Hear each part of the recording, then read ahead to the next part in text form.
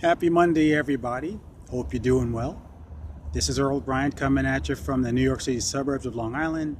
It's time once again for Pearls from Earl. This is going to be a short and sweet one, and it is very simply entitled, Get Your Own Basket. That's right, get your own basket. And it has nothing to do with Easter.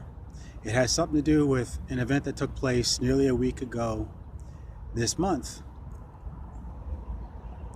Last Tuesday, in fact, in the wake of April Fool's Day of all things. There was a fledgling football league called the Alliance of American Football that announced it was going to suspend operations after 8 weeks of play. Now, there are stories circulating all over cyberspace about why it was done, who did it, who was responsible, who was right, who was wrong, whether it was a thing to do, but that's not what I want to talk about right now. There are other people who are speaking to that. What I want to point out is the fact that the people who are hurt most by this decision were the very people who are responsible for putting the league on the map, which is the players. You see, when the players signed up for this league, they believed in the founders' vision and all the opportunities that they would have, not the least of which was a chance to resurrect their careers and possibly to get a second chance to play in the National Football League, because they believed this was going to be a player development type situation, not only for young players who didn't get drafted, but for those who may not have stuck the first go round and they were looking for a second chance. Now, about a couple of weeks into the season, a new individual came on board, a new investor who had a slightly different vision than the one that the founders had. And it was the decision of this particular investor who took over ownership of the entire league that caused the league to shut down. And again, I won't debate whether or not it was the right thing to do. The point I simply want to get across to you is this.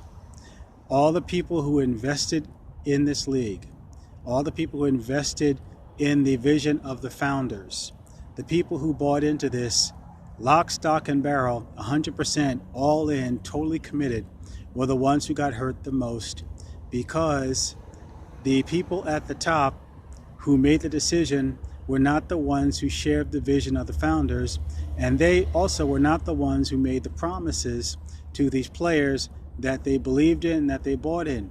It was kind of a Johnny-come-lately sort of situation, not unlike what happened to Steve Jobs years ago when he was fired from the very company that he founded, Apple Corporation, because someone that he brought on board after the fact who didn't share his vision had a difference of opinion and found a way to get him voted out of his own company. Now, what I want to point out to you is this. All of these players who are believing in the opportunity for a second chance put all their eggs in someone else's basket because they were hoping that someone else would be as loyal to them as they were to the league. And unfortunately, someone came along who did not share that sense of loyalty. And there are some that were saying it was the right thing to do, the wrong thing to do, but that's not the point. The point is they believed totally in the vision of someone else, which meant that these players literally put control of their future in someone else's hands. They put their eggs in someone else's basket, and you could say symbolically that the basket got dropped. Because there are stories about players basically being left hanging, being kicked out of hotels, about not having their medical expenses paid for injuries and such, and having to pay out of pocket. And a great many of them left home, left a different situation. There was some talk of players being more than 10, 12, 17 hours away from home and having to fend for themselves, find their way back to wherever they came from, and just basically in wait-and-see mode, because the league is in limbo, the operations have been suspended, and there's still a possibility that the league could fold. So everyone is basically left twisting in the wind. Now, it reminded me of a situation that I heard about in the 1990s when I was in Charlotte, North Carolina, where there was a company called Incredible Universe, and one morning their employees came to work at this, what was the forerunner of what we now have as Best Buy. And they saw that the place had been shuttered, out of business, went belly up totally without warning. And all these people were basically left hanging, shell-shocked, didn't know what to do, didn't know where to turn, because they were in a vulnerable position, a helpless position, one where they felt basically powerless because they put all their faith, all their trust, and all their belief and all their loyalty in someone else's vision, and that vision was not carried out. Now, it is because of situations like that, you have people today who start their own businesses in the home-based business space, network marketing, affiliate marketing, direct sales, whatever you want to call it. And they see that as an alternative so that they won't be left high and dry, like these players were and like those employees were at Incredible Universe that I spoke about earlier.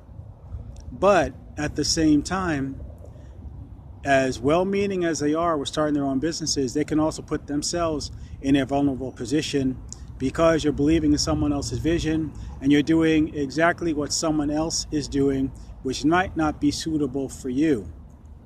What happens is you become kind of a cookie cutter and you do things the same way as everybody else, to the point where there's absolutely no difference between your business and someone else's business, and you're going to struggle doing that. And it is said that in some cases up to 97% of people who start a business struggle, crash and burn, fail, because they have no way to differentiate themselves from everyone else. They're trying to do the same thing everyone else is doing, talking about a proven system, a proven model, think they're going to have proven results.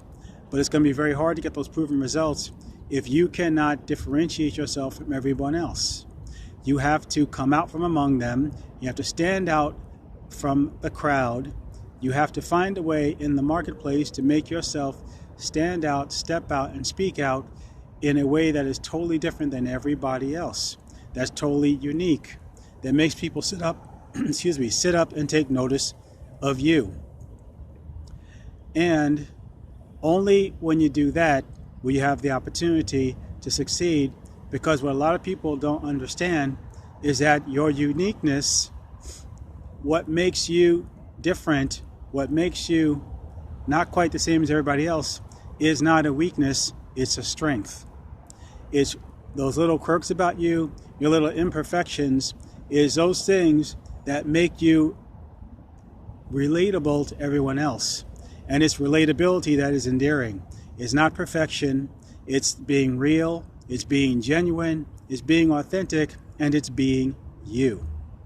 And that is actually the best way to not put your eggs in someone else's basket, but to find a way to create, to build, to form and fashion your own basket so that you can put your eggs in your own basket.